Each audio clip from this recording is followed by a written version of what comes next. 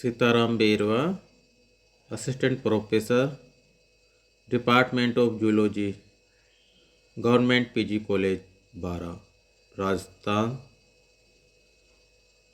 BSc second year, subject zoology, paper third. छात्रों, online classes में आपका स्वागत है।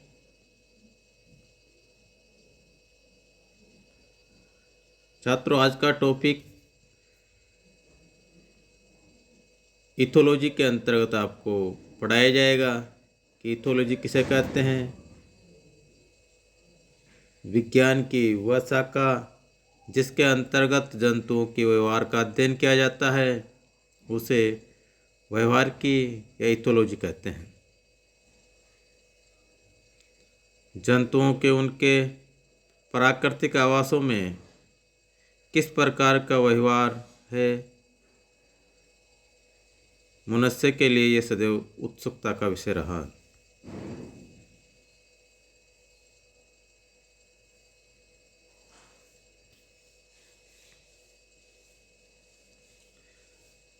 साइंटिस्ट निको टिनबर्जन के अनुसार जंतुओं के व्यवहार का जीव वैज्ञानिक अध्ययन इथोलॉजी कहलाता है।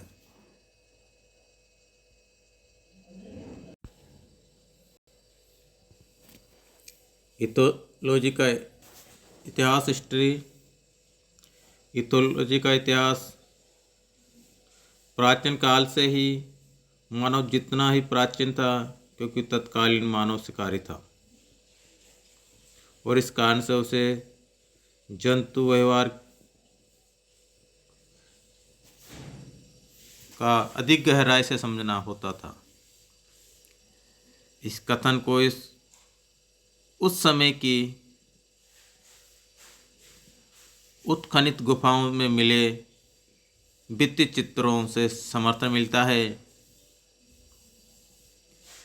ग्रीक दार्शनिक साइंटिस्ट अरस्तु 372 ईस्वी में पहली बार अपनी पुस्तक हिस्टोरिया एनिमलियम, जिसका आज से जंतुओं का इतिहास है, में जंतुओं के व्यवहार का विशिष्ट प्रकार से वर्णन किया गया है। उन्होंने जंतुओं पर बहुत सी जानकारी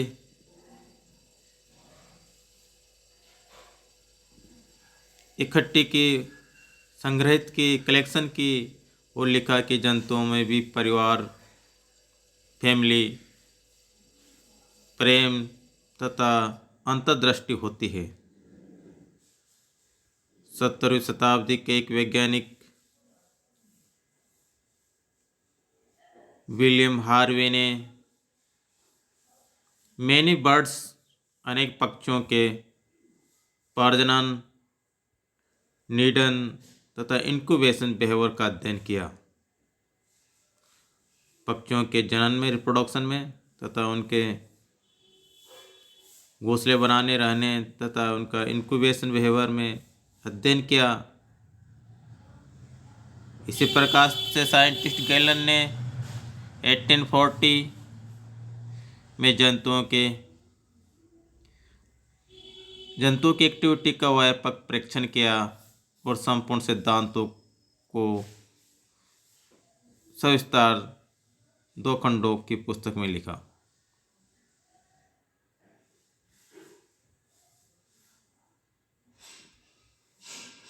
इसी प्रकार से जंतु व्यवहार के वैज्ञानिक अध्ययन की उत्पत्ति इंग्लैंड में साइंटिस्टों ने 18वीं शताब्दी के गिलबर्ट व्हाइट जैसे प्रकृतिविद के कार्य से होती है।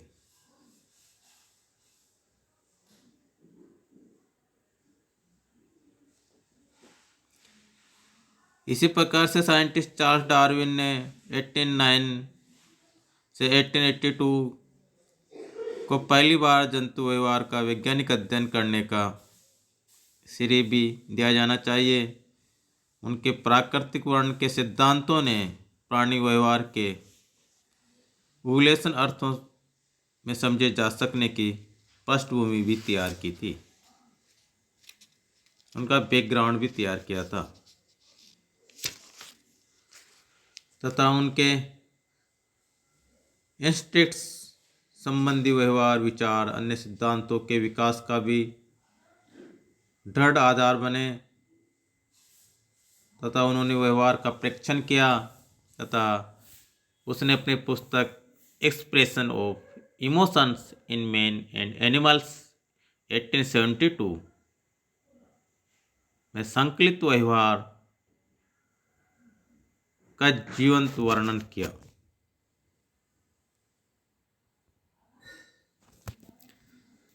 इसी प्रकार से साइंटिस्ट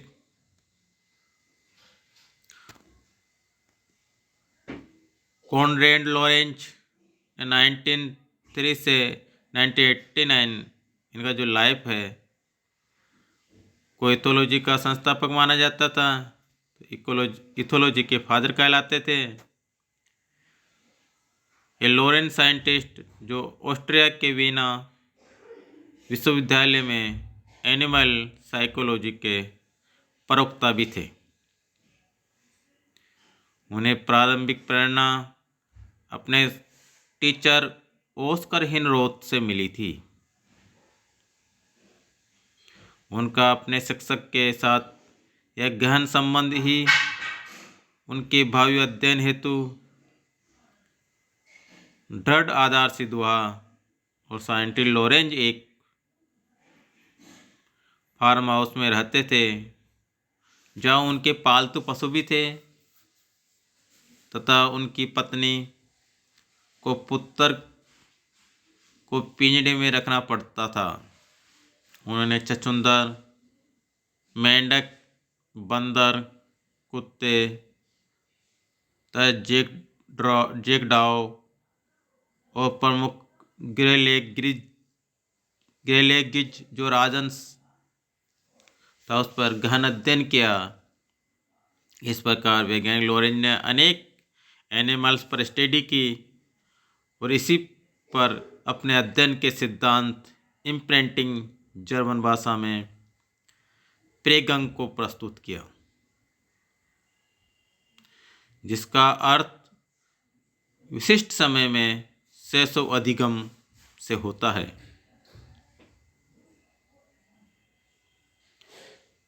उन्होंने King Solomon's rings 1952, man meets dog 1954 तथा ऑन एग्रेशन 1962 जैसी लोकप्रिय पुस्तकों की रचना की तथा ये सभी जंतु व्यवहार के प्रति उनकी गहरी समझ का परिचायक थी, अतः सभी का ध्यान आकर्षित कर पाई। उन्होंने वर्ग का संस्थापक कहना ठीक ही है, क्योंकि उनके कार्य से ही अनेक लोगों में व्यवहार के अध्ययन के प्रति एक रुचि जागृत हुई, उत्साह उत्पन्न हुआ, जो तो डार्विन व उनके काल के बीच बहुतों ने इस विषय पर कार्य किया, परंतु उनका योगदान अधिक व्यापक है। साइंटिस्ट कार्ल वान फ्रीस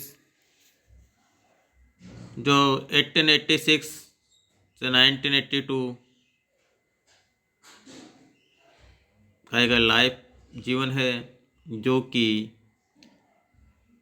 यह भी एक वियना में जन्मे परंतु जिन्होंने जर्मनी में जीवन व्यतीत किया।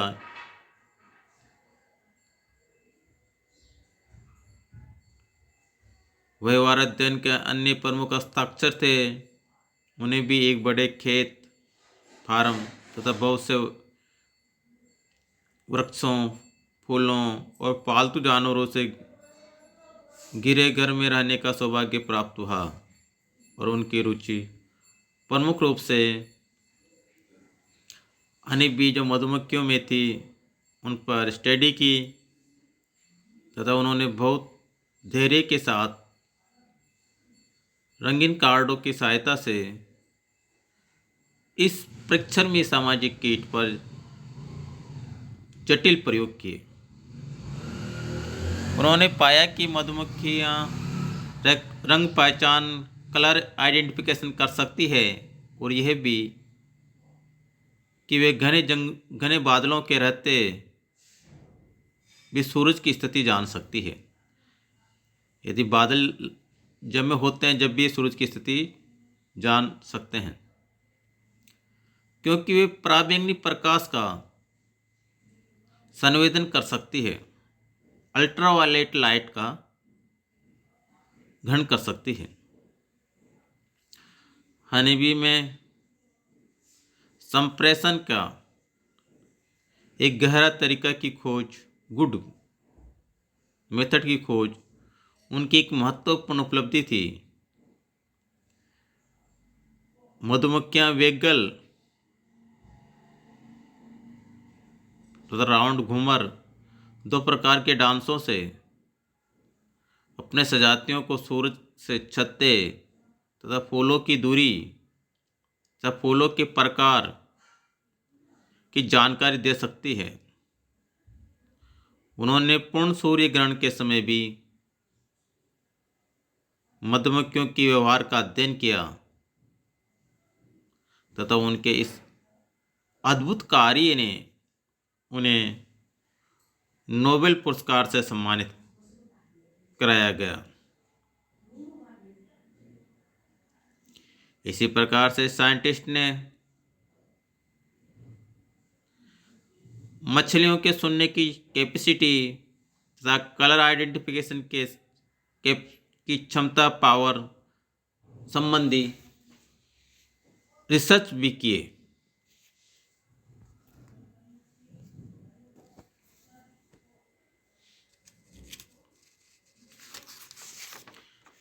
साइंटिस्ट निकोटिनबर्जन जो 1907 में, जो कि हॉलैंड में जन्मे परंतु इंग्लैंड में बसे थे,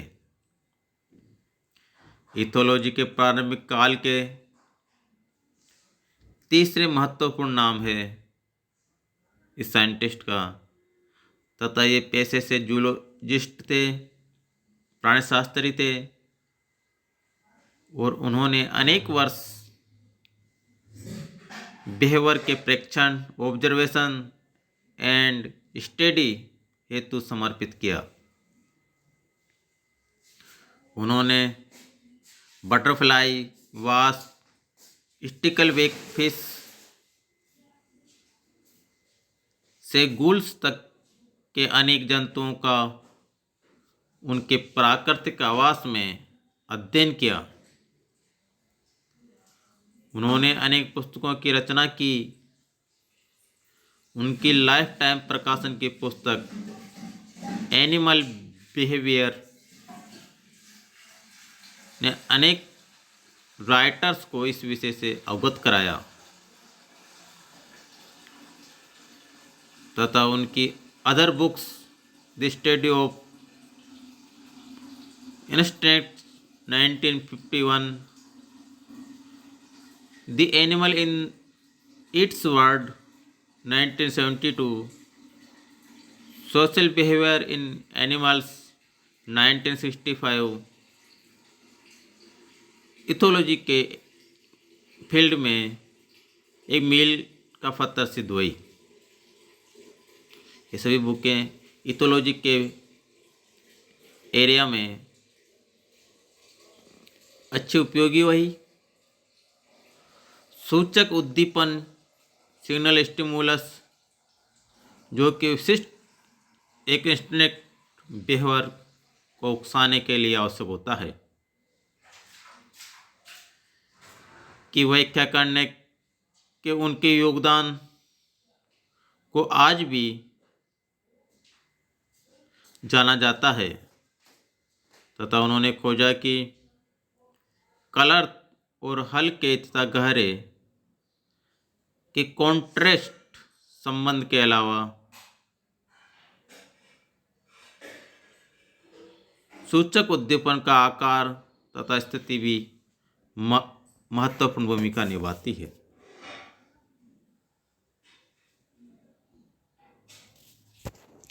इसी प्रकार से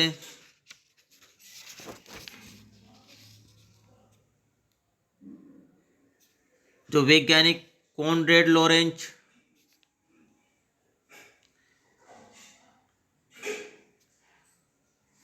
जो एक परिश्रमी विद्यार्थियों में से एक था तथा वियना के जंतु मनोवैज्ञानिक कॉनरेड लॉरेंज, हॉलैंड के जूलॉजिस्ट निकोटिन वर्जन तथा जर्मनी के कार्ल वान फ्रिस, इन तीनों महान विद्वानों के कार्यों में इथोलॉजी के शिखर तक पहुंचे और इन तीनों को इथोलॉजी के क्षेत्र में उल्लेखनीय कार्य हेतु 1972 से 73 के नोबेल पुरस्कार से सम्मानित किया गया।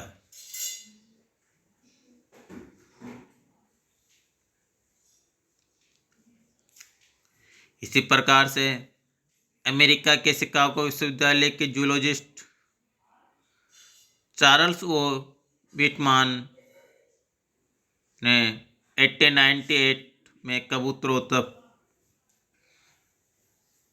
पक्षियों के व्यवहार का अध्ययन किया, तो उन्होंने अपने कुछ ऑब्जर्वेशन को अपनी पुस्तक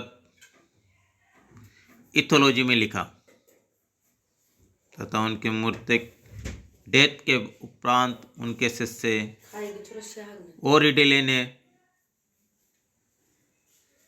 उनके शेष कार्य को प्रकाशित किया। तो छात्रों, जो आज का टॉपिक पढ़ाया गया है उसको आप नोटेट कर लीजिए तथा अध्ययन करना। इसके साथ ही आज का जो टॉपिक था का एंड होता है। धन्यवाद सभी छात्रों।